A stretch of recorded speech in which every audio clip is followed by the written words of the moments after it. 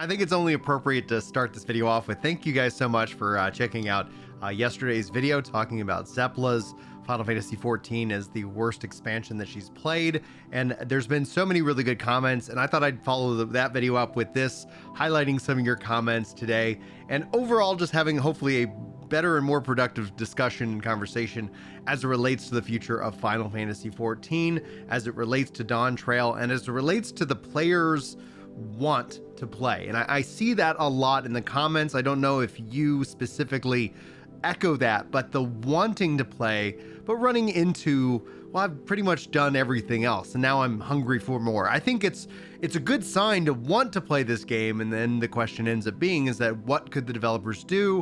What should the developers do? Or is it even economically feasible for them to kind of tackle this challenge of kind of what we would maybe label the mid-core content? So that's what I want to explore with you guys in today's video. But before we dive in, I think I should probably get a little bit cleaned up here. All right, so hopefully that's a little bit better. You guys can let me know in the comments, but let's dive in to what you guys had to say about the last video. CWH writes, do you feel justified? I think so. And I'm going to say, like, I feel 100% justified, but I knew this day was going to come eventually. One of the things that I try to pride myself on, one of the things I want to be, especially as a content creator, is somebody who has like intense integrity. Like, I will tell you the truth, even if you don't like it, even if it means the sub numbers go down, even if it means I don't make any money by being a YouTuber. And that, I think, is more important to me, to do that, to be honest, than it means to be somebody who is the largest content creator for any specific game or on the platform. I think integrity and authenticity are the things that I value the most, especially in other content creators, and I try to reflect that. That means that I'm going to generally sometimes rub the popular opinion in the wrong way, and I do that time and time again. And a lot of people come back and apologize to me time and time again because why they might not understand what we're talking about in the grand scheme of the fact that it's like when Dawn Trail, breaks, a lot of people are like, oh, Final Fantasy, it's going to be great. Yes, there's going to be that hype and that excitement, but hype is a killer of a drug. Like, at some point that wears off, and then you're left with looking at what the expansion actually offers. And I'm going to talk about it, and I'm going to be honest about it, because otherwise, what are we doing here at the end of the day? But yes, I do feel justified, but I know that that is coming, and it's actually good to see that so many people are actually agreeing with Zepla in her comments. But I guarantee if you go back in time, it feels like a lot of it's just parroting the popular opinion. And we see this from a lot of content creators. In fact, we've seen a lot of content creators become really big by just generally leaning into what the popular opinion is and just writing that out. And that's why when you actually look back at their catalog of content, you don't see that consistency. You'll see them bend with the wind, whatever way the audience is going, whatever way the algorithm favors them, they're going to try and deliver that, because that's actually the game they're playing. They're not playing the game, the MMO or whatever they're covering. They're playing the content creation game. But I'm not going to fault them. A lot of people who, especially if you got all your eggs in the content creation basket and this is what you're trying to do for a living, that's got to be stressful as all hell. Like, I can't imagine it, nor do I want to, because again, this is just how I believe, and this is how I, practice my content creation. But we'll just go with it. Now, anyway, la says, every MMO has its lull. And yes, every MMO, especially within the cycle. I've been trying to make the case. I've been trying to educate the current state of the MMO in terms of the discourse around it. As in, it's not about keeping you playing anymore. It used to be. The sandbox and the subscription model used to be about keeping you playing. Yoshi P has turned that on its head, and we're seeing more people follow that model, and it's all about keeping you inviting back into the game with every patch, with every live letter, and essentially with every expansion. That pool that's going to happen to you is going to vary, but depending on whether it's the expansion hype, a patch cycle hype, or some other form of hype that's just drawing you in. And so ultimately, That I feel is what the shift has happened, so that the game in and of itself and based off its design says that it's perfectly fine for you to take breaks. So why aren't you? And that's essentially kind of where people start to get frustrated, because the counterpoint is, I don't want to take a break. I want to play this game. I want to have my social connection and my casual content. I want to be here. I'm paying for this experience. But then the pushback continues to be like, well, just go play something else. Like, use Discord, use social media. There are other things to play. And I think Yoshi P sees the strength in that, because the player who actively doesn't want to step away from the game isn't the majority of the player. They are the minority of the player.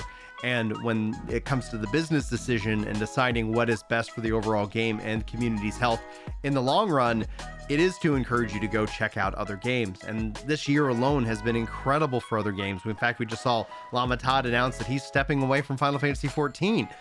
It makes complete sense. This is not something that is a downside, right? This is something that literally should be celebrated, so that when somebody does decide to step back into the game, then they can have that renewed sense of wonder and discovery, as opposed to, that always like, yep, it is kind of what it is. It is this same pattern. And then essentially, because you're going to get burned out of that. Variety is the spice of life. Same thing when it comes to games. So yeah, I see this more as just kind of a natural, the natural lull, but it has been impacted by the extension of the patch cycle and the extension of the expansion. And there's nothing really that Yoshi P could do about that. He's kind of in a rock and a hard place position. And ultimately, we'll have to wait and see what happens when 7.0 drops, and what does it look like going into 8.0. That's going to be kind of the real test to see how 7 to 8 really kind of plays out. Rizwan Sari says, Brian, you called it and quit Final Fantasy XIV. I recall Zeppla making a reaction video to you quitting, and I was not a fan of it. To me, it was very distasteful.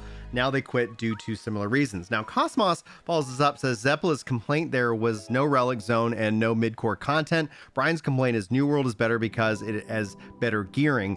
Now, nowhere has Zeppla complained about the gearing and crafting. And I would counter, a couple points here, is that Zeppela is actually complaining about the gearing and crafting system indirectly. She doesn't recognize that she's complaining about it, but she is. Because when it comes down to the mid-core, again, design principles are, these aren't two things that are easily solved together. Can they be? Yes, to a degree, but I think you have to have some of those design decisions baked into the core of the game. I mean, again, when we talk about Eureka and Bozja, which is content that I really, really like. This is the facts. Like, Bozja was great. Eureka, the problem that I ran in with Eureka was that it reminded me that Final Fantasy XI was there, and I wanted to go play Final Fantasy XI, so I did. During the Eureka rush, I spent my time playing 11 again, and really actually appreciated that time and don't regret that at all. And Eureka is still something that when I do return to Final Fantasy XIV, I'd like to step in and get finished. But the problems of Eureka, where it wasn't leveling content, it didn't do level syncing, there were things that I felt like that would make that content better in terms of its evergreen component, would be as a way of like, can I just play this as the core gameplay loop of the main game? And so the theme park nature of it being segmented to later in the game, same thing with Bozja, segmented enough to later in the game that's also story locked, it ends up being like, hey, I know that you might enjoy this content more than any others, but you kind of have to do the main story. You kind of have to play this core game. And so the gameplay itself has set that up. And that also then prevents, again, that mid-core investment level grind. If they added in an exploratory zone this time, which, Cosmos goes to say, the problem with Endwalker is the patch cycle is longer and there is no relic zone. Those things are true, but even if they had those things, if they had the relic zone and the patch was I think the patch was a little bit tighter in terms of its delivery, you'd see less people frustrated in the grand scheme of things. I think what ends up happening is that in the past, when the patch cycle was so much smaller, you had less turnaround to get that frustration, because every corner was a new patch, a new dev update, and then the story also continued to pull you through the patch cycle itself, leading into the next expansion, which kicked off the next hype cycle. Pushing that further gives people more time to go play other things and take longer breaks, which has a rippling effect within the game and the community itself. One thing that Zeppel pointed out, like all the friends and people that she's been playing with happen to be offline. Also, I think we continue to forget to factor real life situations. Obviously, the pandemic pushed us a lot into home. Gameplay time was definitely up on average per player across the board. However, now people are kind of getting back. Spending so much time inside pushes them more into the real world. So there's other mitigating factors that we can't really like point to one number or one cause, but it's all these things that are playing out in our lives. But regarding, yes, what Zepla, I mean, even to a degree, Asmongold said, like, I'm laughing the whole time, and that's why I did a follow-up reaction to him, is because unfortunately they don't know what they're talking about. I think one thing, and I can't speak to, Zepla's intent all the time, but I just do feel like she's playing to the crowd, and there's nothing wrong with that. I don't fault her for that, but that's what the crowd was wanting. And also at the time, New World was not in a good state, but I can see the potential of New World because I saw the potential in Final Fantasy XIV, and the New World devs continue to push out updates. So I've continued to enjoy. I find the fun in games, and if I can't find the fun, if I'm not having fun, I'm not going to play it. And that essentially does hurt me as a content creator on the platform, because it would have just been easier just to sit down and tell people, oh, the game's great, don't worry about it. And then as soon as the general mood shifted, I could be like, yar, this sucks. But it's, that's not who I am. And, I guess that's probably why most of you are actually watching this video. But we know there's a much bigger population when it comes to social media that loves just kind of being told what they want to hear. That echo chamber effect is in full force. So anyway, Ethereum says, on one hand, I think I agree with you, Brian, that this is how the game is and how it's been and the way that it will always be this way. On the other hand, I think lately and surprisingly more and more people have started voting with their dollars as there have been better games coming out. Finally, we have a lot more competition, and I think it's a good time to use this as they force SE into doing a better job to actually spare no expense. Looking back on things like Diadem, Eureka, Boscia, and some of the other Deep Dungeon stuff, it's all half-baked mid-core content, and it's shocking because I'm starting to wonder if they just don't know how to make that kind of content, or if Yoshi P has just been steadfast rule of not allowing it. I don't have answers, obviously, but I hope this extra bit of competition pushes them to do better. And competition, I think, will, but we have to also look at the overall MMO landscape. Like, the model now is that battle pass driven seasonal model of optional content driven by expansion level excitement and hype for that big payoff. And we're seeing more and more companies do this on a yearly basis. Square Enix and Blizzard do this on an every 2-year basis. So you have higher highs and lower lows when it comes to the enjoyment of these games. And that in and of itself is that's all, folks.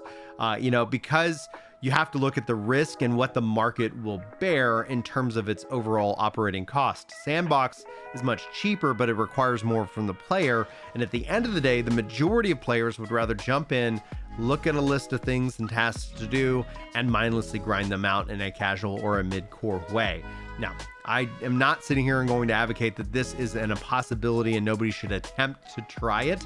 But when your idea is that you should be able to step away from the game at any point and come back without having to worry about this investment, or that other players, you'll never be able to catch up to the main game, I do support that idea. But I do think there is this healthier middle ground. And I think Final Fantasy, if they ever do another MMO in the future, based off of the technologies and updates that we've seen, we could see them make some really big improvements and take these lessons like Eureka, Boscia, and more and build them into the main component. The constant critique that I give this game is the lack of real open world content. Blue Mage is one of my favorite pieces of content because it puts people into the open world.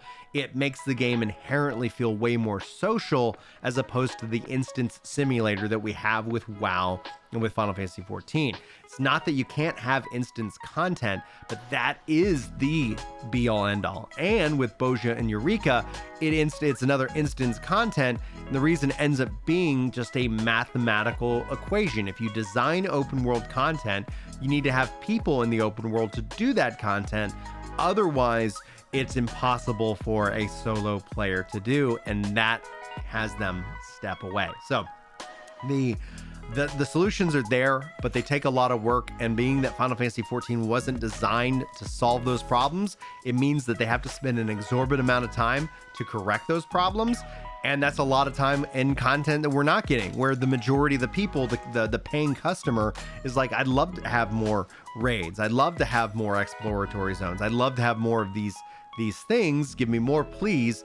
And then essentially, if the devs are off investing in other things, then it ends up being frustration. I think the best and ultimate solution will be that eventually they'll make a new MMO, incorporating these features and taking in this feedback to have a more, in a way, synergistic approach. Because, like, again, bringing back Zeppela and the concept, the crafting and the gear, that in and of itself, player-driven economies actually incentivize all content, but it could make it so that players feel behind. You need gold, because guild would be a winning factor, because if you could buy gear that's anywhere near equivalent in power, and again, this goes back to the gearing problem, where if you don't have perks can be the difference, right? Like if you're thinking, because everybody always hears what I say and they're like, Brian's saying that you should be able to buy best in slot. No, best in slot could still be connected into the perks that are tied to it, but the power level could always be crafted on par. So crafting gear could give you that boost. And to anybody who's like,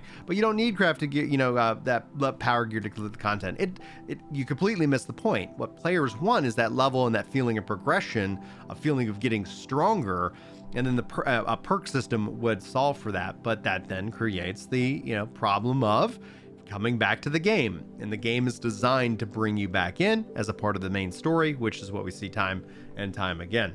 Now, our last comment here, White Wolf says, honestly, huge agree, this expansion sucked so much. There is legit nothing of value to do, and it feels like every time I get a patch that we are waiting longer and longer due to delays and less content, and arguing if stop playing doesn't work, you can only buy a month sub, and there is never enough patch, or there is not an excuse that they want you to take a break. I want to play this game that I spent money on.